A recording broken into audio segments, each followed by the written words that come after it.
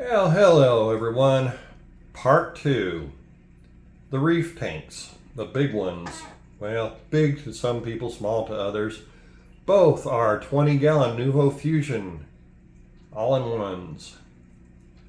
Doing the far back shot so you can kind of see everything, because I'm going to get up close here in a second and just go from top down. So let's zoom in with me. All right. Anybody that's been following the channel knows that's new. A friend of mine gave me a higher dosing pump and I decided to put it to good use. As an automatic top off. Yeah, well, you know, why not? It's there, I can do it. So we've got an automatic top off. It takes 60 milliliters per day for both of the tanks. And that keeps them where I want it. We then go over to, well, let's just go to the power bar. You're all bored right now. I'm moving to show you what those are, my cleaning bottles. We've got, as I've said before, all for reef and acro power. It's the only two things I dose in these tanks. Dosing is on the all for reef 1 milliliter a day. Acro power is 3 milliliters a day. That's it. They are going into it with the CCAM Sentia dosers. And you can't complain about it. All right, the lights. 1 max spec, jump 65. 2 max spec, jump 65. All right, back over to, gotta love the blue. There's a pair of Mighty Jets in each one of them. These are the 326s. Can't even tell the temperature. Temperature is 78.4. That's what it looks like. And we have 2 heaters. I will go ahead and show it to you. There's an aqua top, which is that one, and a higher in there. Because I do run the scrubbing bubbles, or what I call storm mode, you want to keep the foam on the back here. This is just filter foam. It keeps it from getting bubble spray everywhere. The ones on the side just help keep the tank clean. You can see it picks up some stuff. Calurpa, for those of my other, watch the other tank video. Yeah, Calurpa. Talk about forgetting. I do have Reefroids, Vibrobites, and Gani Power, along with, alright, there we go, the sinking granules, the shrimps from Sarah, that's for my shrimp. And then I've got some algae wafers down there as well. Tanks also get fed the omega-3 for saltwater fish, and they get frozen. Alright, let's take a peek at the tanks. We're going to do this in blue, just because I can.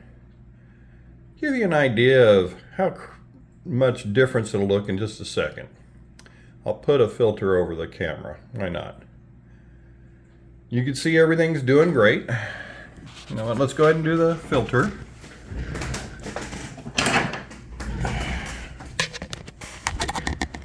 There we go. Yeah, I just never really liked filters. But anyway, as we could see, the clowns, the goby, and the 6-line all doing well. The egg cans, well, they're getting huge, and tank just came on an hour and a half ago, so they're not fully expanded. Nothing really is. The rock flower up front and personal, always there, always looking beautiful.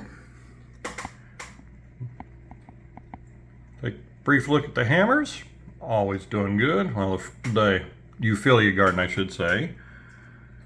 All my acros doing good. Can't complain at all there. Got them fragged all over. Bali green slimer and all the Duncans. Going back down, got some Mariletti and the Aldies. And, well, that's that tank. And of course, oh, well, there's the other rock flower hiding in the back. Moves around like crazy. Got the Calurpa. And I'm sure there's probably a few things missed. All right, over to the wife's tank. A lot of comments on that tank. She's done really good with her flower pots. Her Gorgonian is just growing. And again, got the Coo Clowns, her 6-line, and aha, he's out. Dyson, her Diamond Sleeper Goby, who is never out, is actually out for a change. The Chlorpa's doing good in here. Her latest birthday present, a hairy mushroom. And kind of looks neat when you take a look and you go back there and see that giant Mini Max. That thing is, I'm telling you, it's 6 inches across when that thing fully expands. And even though it does hit the Alveopora and those Ricordias, doesn't phase them. So I'm happy with that. The rest of her alves just doing wonderful. Her Zoa Rock, look at those stargazers. Wish my dang Zoas looked as good as hers. I don't know what she does. Well, I do. I mean, it's exact. Both tanks are set up the exact same. It's just her tank seems to be doing good. And then her pissed off blue and red Goniopora. That thing will come out for a week, look absolutely fantastic like the red, and then it'll get pissed off and go back in for a couple days. Snuck in a frag in here, and when she noticed it, she said, "I need more now." That was a mistake. Her big beautiful Tracky. Her other one, for those that'll ask, we don't know what happened. It just melted away. It's the only coral that's done it in her tank, so who knows? Her Blastos, again, look at how full and open that Gorg is. That thing's insane. And then her Rhodactus and her little Gorg. The little guy does grow. We know he does. But that's her tank. Okay, let's get back out and away. But that's how it all goes. Pretty quick, pretty simple overview. Yeah, I guess the other thing we can look at as well, we could go in here and say, well, there's the tools we use. Turkey baster gets used every night. Stir up the sand bed, keep it clean. The big pipette, that's what we feed the food to. And occasionally I will find something in the sand bed that needs to be sucked out. Typically it's an acro out of my tank that one of my clowns knocked off, so I've got to get it out. For those with hair algae problems, let me show you a couple things. We're going to go just take the lens off. Okay. Long ceramic. You get them at Home Depot. And all I did, I am a fishing guide, so I also do fly tying. I just take and, well, you can see what it is. It's a toothbrush head. Get in there, scrub it. Don't get your hands wet. And then when you get nasty hair algae or something, same thing. I just took some bucktail. You can pick those up at pretty much any sporting goods store. And tied them on here. Stick it in, do a few turns, and out comes all the hair algae. So, good thing. Now, as far as chemicals for this tank, for these tanks I should say, yeah, put the filter back on. Okay. ChemiPure Elite's going to get used starting January 1st in both tanks. We're going to have the activated carbon, the Phosguard, RoFos when needed, and that's it. You don't have to overcomplicate things. You could actually see when let's see, get up closer, there we go. Ah, there's the temperature, 79.9. Both Mighty Jets are sitting at 2.9, and that's on the intermittent pulse. When we go over to my wife's tank, and it's straight pulse, and lowest possible setting. Her alves don't like super flow. Both of them are rocking off the spin streams. Love them to death. They are not as far out as the RFG nozzles, which I like a lot more.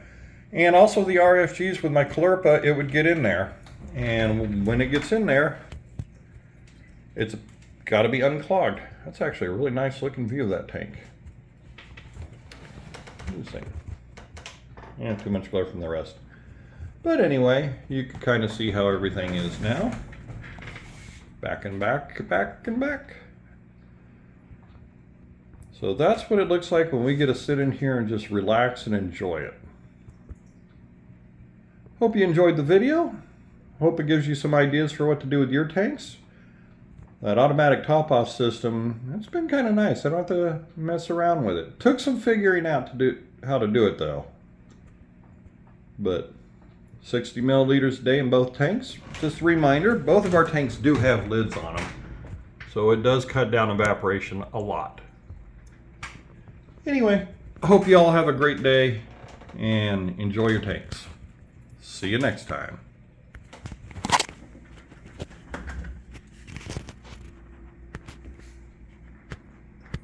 Okay, stop video.